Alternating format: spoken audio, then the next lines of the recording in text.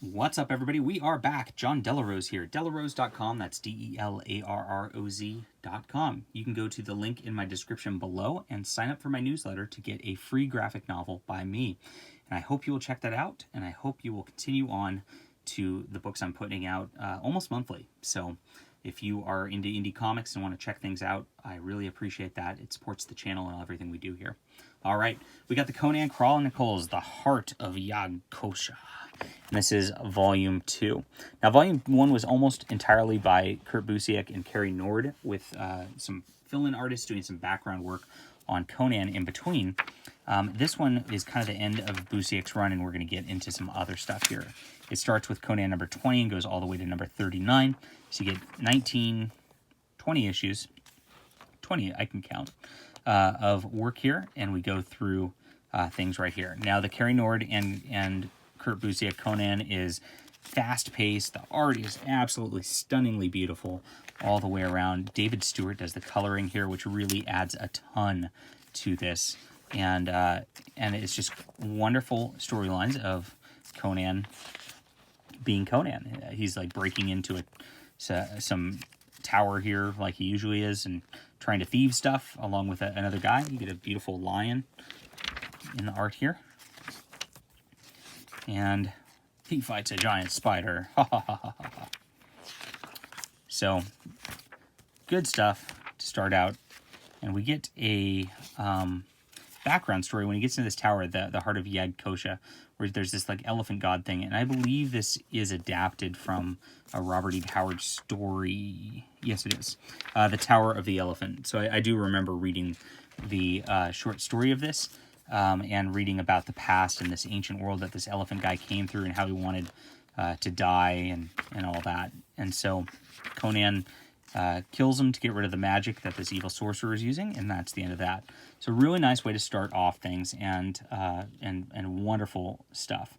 So we get an artist, Greg Ruth, who comes in, and even the fill-in artists are just like equally awesome in their talent to Carrie Nord. So there's a young Conan series again, and what happens is in the fill-ins they do this young Conan storyline that kind of evolves Conan over the course of things when he kind of grows up, and he sees the middle of this like battle. Look at this beautiful page. Oh my gosh. Whew. Yeah, I'm thrilled by it, obviously. And there is another storyline background where there's this like king from the future who's learning about Conan's past, and in this one we get a little bit about that too. There's a cool way it integrates with this storyline here, where the sort of vizier who's helping the king is really got his own ambitions, and he's not actually helping the king in a lot of ways. And so we get this Conan story where the king like starts to question the background of actually what's happening here. Gorgeous art again. I just love Carrie Nord so much.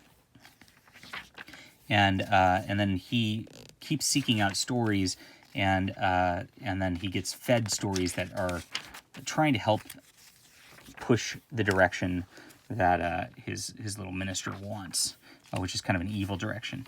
And for some reason, even though he gets the story in that direction, he resists that. So we get another fill-in story here. They're coming more often than when they were at the very beginning. I think maybe it was tough for him to keep up with the schedule at all. But this one is that storyline I was just referencing here. And you see, you hear the background of it. So it was well done. Honestly, some of the best fill-in stories I've ever seen. Now, we get a fill-in by Eric Powell here, who is the artist of The Goon. He's very, very popular and very great artist also. And we get to have this whole background filler story, which is a one-off. You can just read by itself very well also. And now we get a story by Mike Mignola, who's the writer of Hellboy, and he does a lot with Dark Horse. So this is Dark Horse's Conan line. So getting that is really cool. And this is an adaptation of The Hall of the Dead by Robert E. Howard. Really well done. Mike Mignola, I almost maybe even like more than Kurt Busiek as a writer. It's kind of awesome. And Carrie Nord doing the art on this just makes for awesomeness too. And Mignola does, I believe, at least one of the covers in here, so we'll try to highlight that art, because I like his art also on Hellboy and on this. Really nice story. Well done. A lot faster paced. You can tell that Mignola is very sparse on dialogue compared to Kurt Busiek. So you get that, and you get some really cool designs on these monsters here. Let's see. Maybe he did variant covers that are put in the back for these. Where are they? There they are. Yeah, they were variant covers. There they are. You get some Mike Mignola art here too. So it's like a pretty good bonus to get this whole adaptation and storyline. But what happens is Kurt Busiek's storyline, which was kind of progressing with Conan, has been gone for a while now. And he's back. And what's this? We get another fill-in young Conan story. This is actually my favorite Conan story of the young Conan, and he is in love with this like wizard's daughter or whatever, and kind of tries to bring her out into the world because she's being sheltered by him. And unfortunately, she ends up with him. She ends up killed, and it's not his fault, but he kind of gets blamed anyway. Very tragic, but very good. At this point in the book, writer Timothy Truman, who I'm not super familiar with, takes over. Carrie Nord is still on the art, so it's still got a little bit of the feel. But it does change and feel a little bit. And because of that, we had different... Yeah. Because of that, just the storyline really changes a bit. And I don't like it as much, but at the same time, it's still good. I would say it's still worth reading. Still nice. I mean, it's just, instead of like a 10 out of 10, like we're talking like an 8.5, 9 out of 10 at this point. And so, we have a Conan on the run situation with a pretty gal. You can't really go wrong with some of the storytelling here. Oops. We're back into a different story. And we've got Paul Lee on art here. So it starts to change again on that front.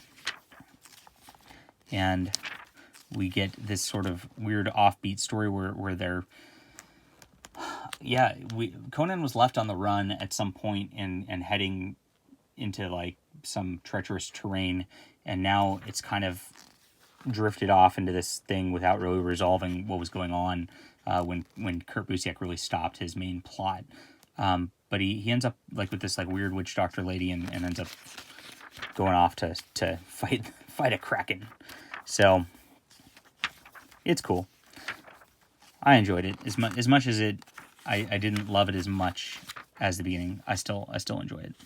We still have Carrie Nord on art, which is nice.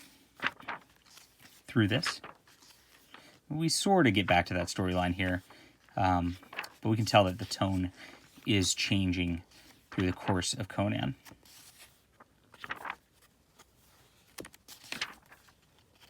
And number 39. And at this point, Carrie Nord is off of art. I don't know if he comes back in the third volume or not, but art's still really good. Dark Horse does a really good job, frankly. And so even though the teams may change, it still feels really good. It still feels like Conan. You don't lose the feel at any point here. All right. I loved the first volume a little bit more because it was a little more consistent, and this was a little more all over the map with so many different people being brought in to do their little takes on Conan at times. But the people who they brought in were really great. So I still call this a 9 out of 10. Good stuff. I look forward to reading the third volume.